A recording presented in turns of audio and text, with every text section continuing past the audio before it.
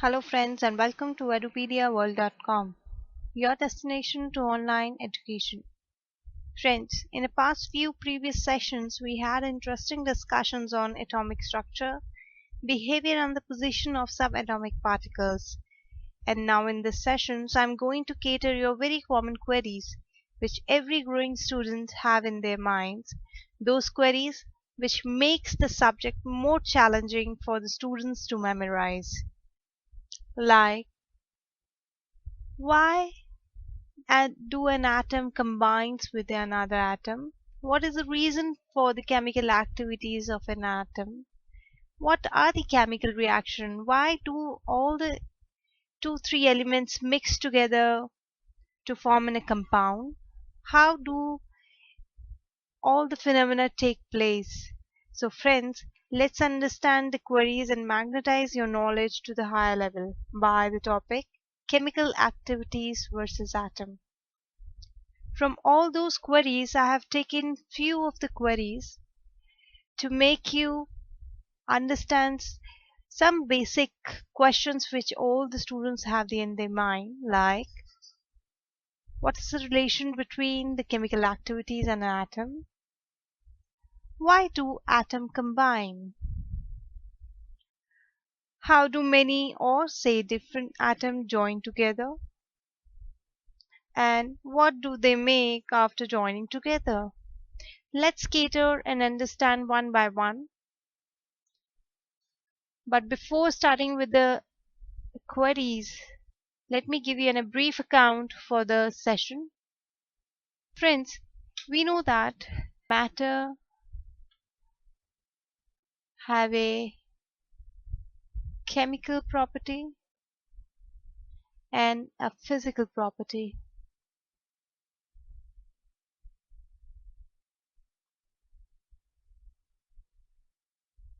Right? In physical property, we learn about the boiling point of the matter or a substance, melting point, freezing point, hardness of the substance, vice versa with the softness, magnetic property, etc. And in chemical property, we understand the chemical activities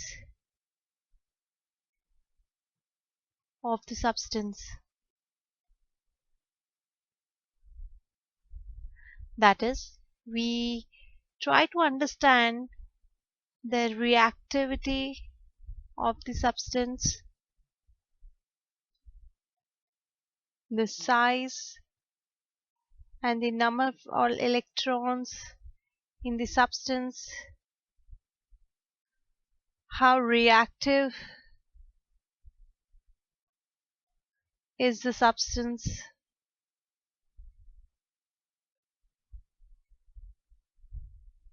is it can take part in the reaction, that is a chemical reaction, right? So matter contain two kinds of property that we learn in each and every substance which is present in the universe, like a chemical property and the physical property. Now if we talk about in terms of atom or an element, we know that an atom is composed of proton, neutron and electron, where electron revolves around the nuclei and proton and neutron present in the nucleus of the atom.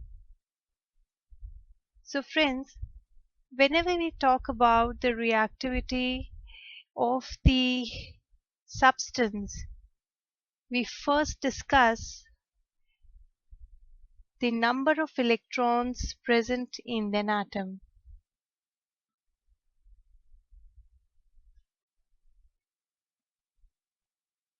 In the atom, right? And if we talk about the chemical property, we always look for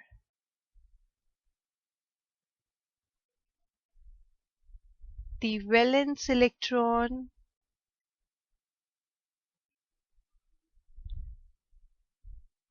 present in the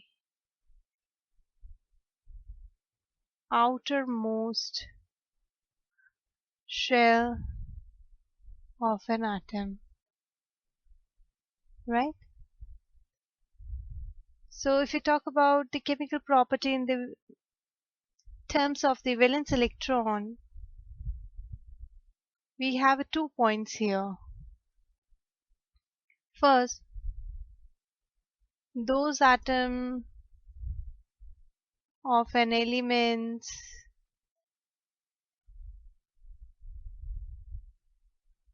which have same number of valence electron have same chemical properties,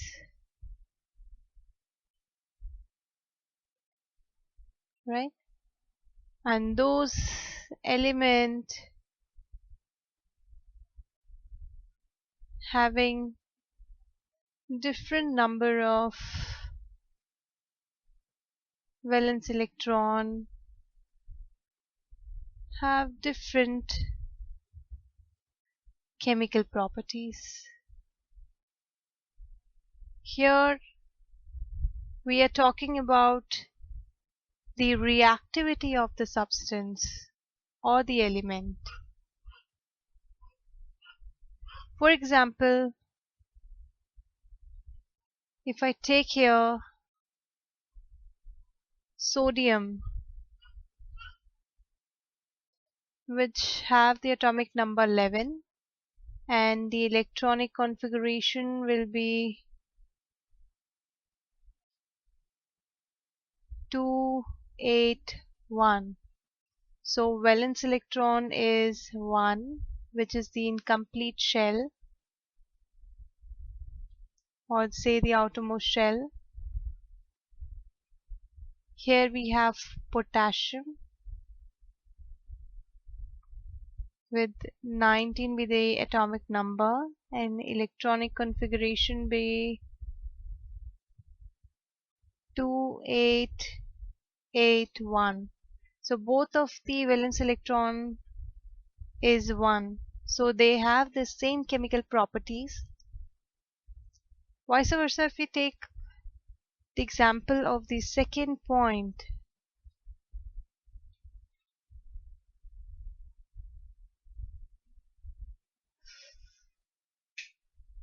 let's say X have a atomic number 12, Y have a atomic number 16. And what about the electronic configuration? First one have 2882, second one will be having 2, 8 and 6. Here the valence electrons are quite different. Here it's 2 and here it's 6. So it says that they have the different chemical properties. So now friends, if I tell you in terms of element,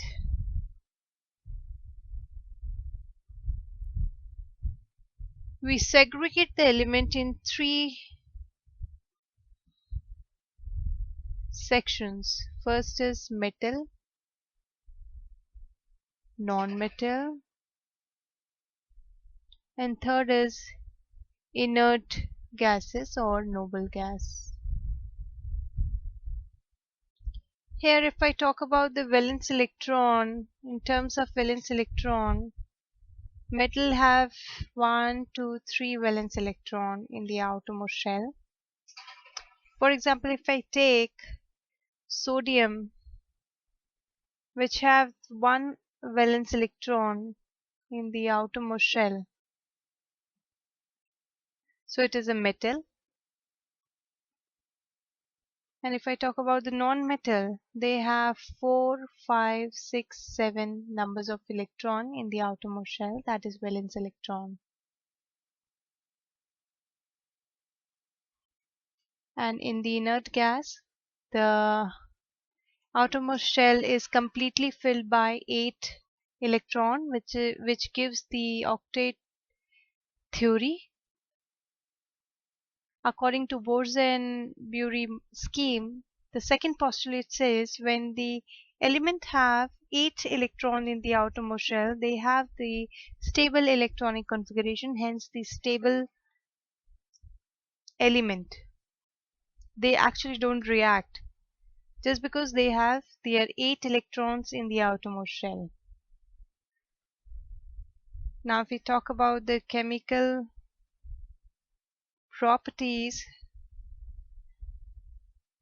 every metal tries to lose electron from the outermost shell, and they contain the positively charged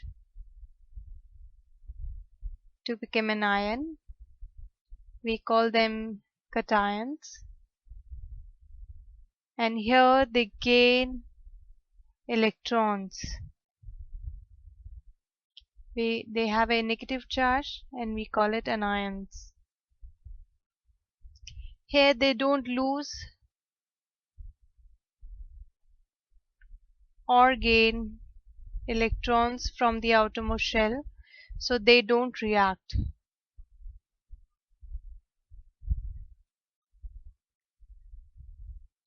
So friends, this is the basic structure of the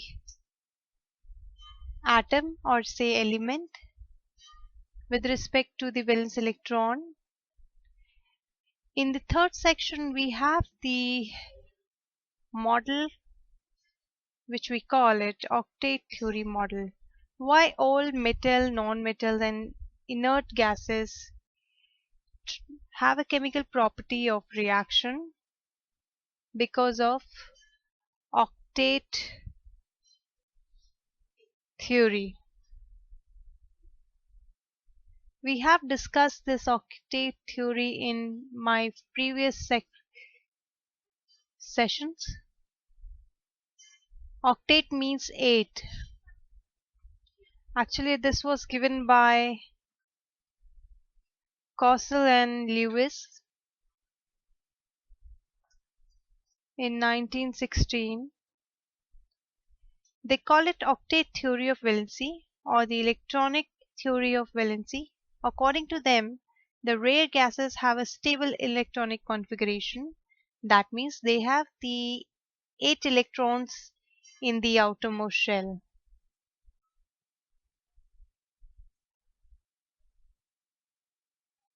Right? So now if I say metal 1, 2, 3, they have the valence electron. They have the incomplete outermost shell, so they react. Non-metal has 4, 5, 6, 7 valence electron in the outermost shell, incomplete octet, so they react. Noble gas have 8 electrons in the outermost shell, so they don't react. They are the most stable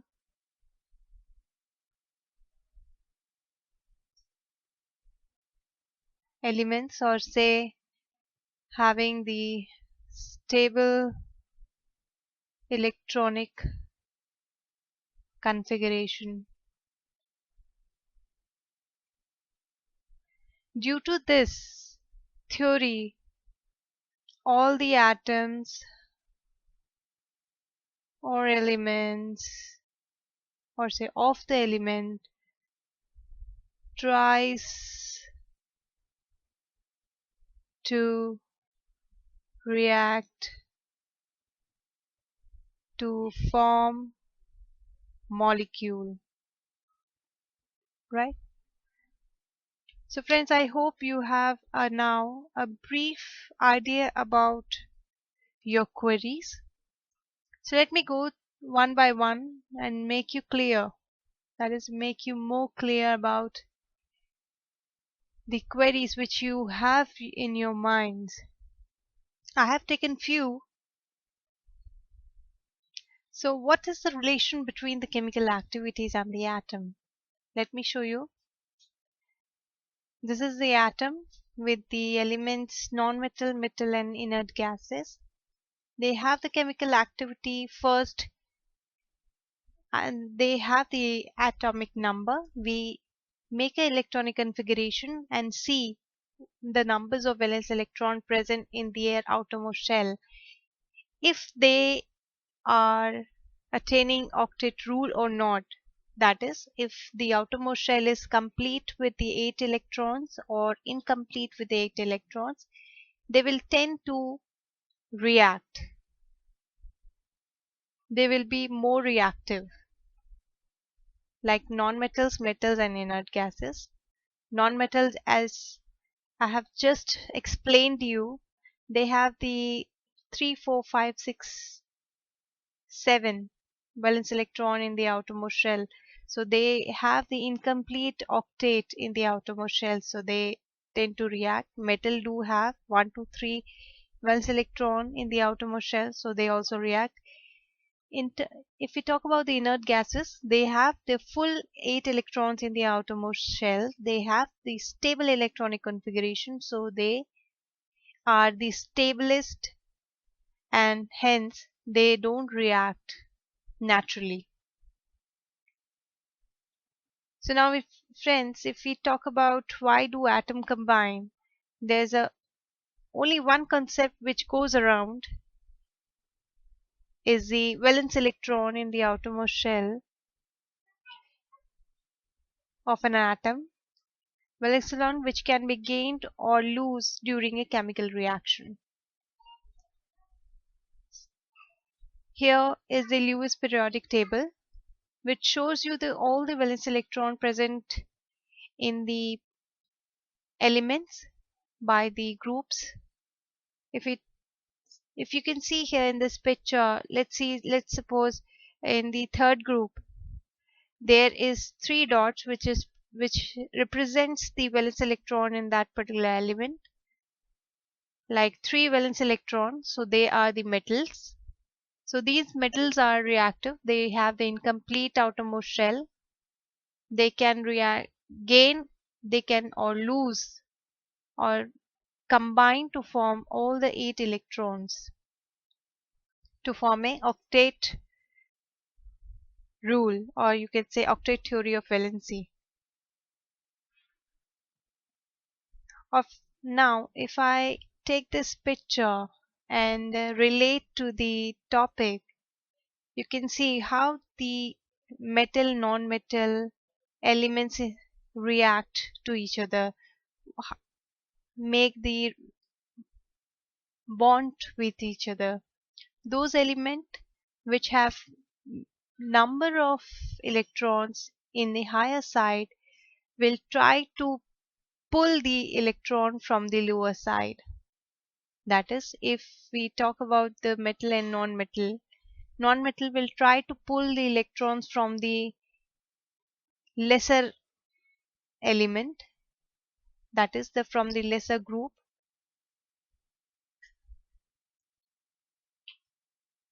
So friends, now we'll talk about how do many or different atoms join together, like hydrogen and oxygen combine to form water. Carbon dioxide is formed by carbon and oxygen. Why they combine? What is there the adhesive force between them? That we call it a chemical bond, as it is achieved either by gaining electrons or losing electrons or sharing electrons with another atom. As a result of this, the redistribution of an electron, or say a force of attraction, developed between the atoms which bind them together to form a molecule. So this is phenomena which is called chemical bond. That is, a chemical bond may be defined as the force of attraction between the two atoms in a molecule. They have two types of bond, ionic bond and covalent bond. The transfer of one or more electrons from one atom to the another form of are electrovalent or say ionic bond. So in the formation of ionic bond, the atom of electropositive elements that are metals transfer their valence electron to the atom of electronegative elements which are non-metals, so that all of them attain a noble gas configuration, that is they attain the octet rule. That octet means 8 electrons in the air outermost shell. So if we talk about sodium chloride and sodium fluoride, they are the two different atoms which join to form a molecule, or you can say two elements join to form a compound. The second is a covalent bond. Covalent bond is quite different from the ionic bond, as they share one or two electrons, and pair of electrons between two atoms gives a covalent bond of a molecular bond. Basically, covalent bonds are the weakest bond. They can be broken easily by chemical reactions.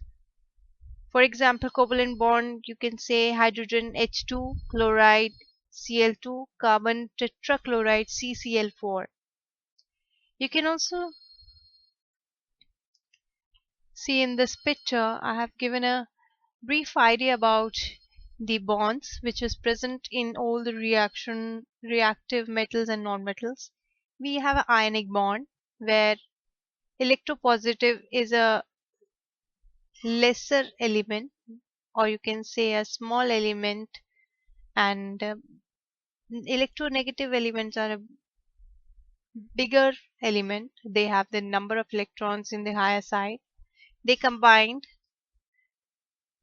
to form a molecule that only soluble in polar liquids.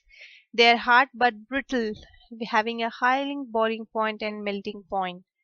And if we talk about the simple covalent bond, they share like we share things with either with friends and families.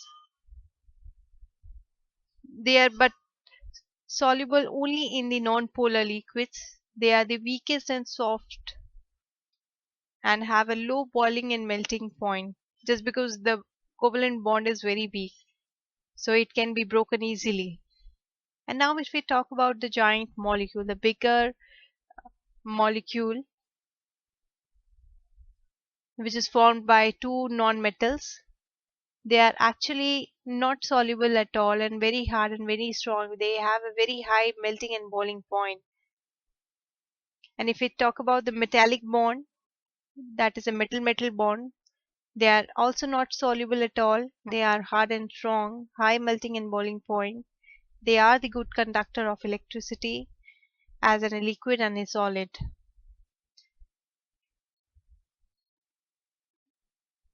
Now friends, we have discussed about all the three queries.